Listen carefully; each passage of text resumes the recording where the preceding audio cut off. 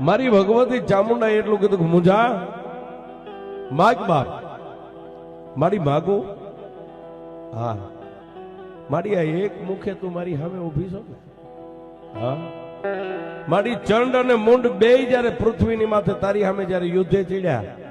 ત્યારે તે આવા એકલા રૂપે બે ને કેમ માર્યા હતા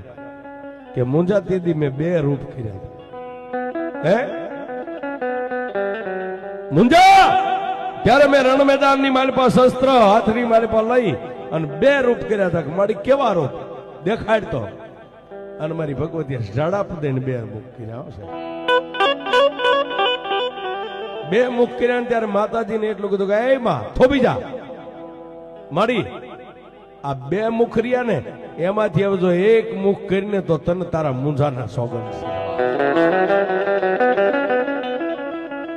માતાજી દરબારગઢના ઓરડાની માલિપા થોભી ગયા પણ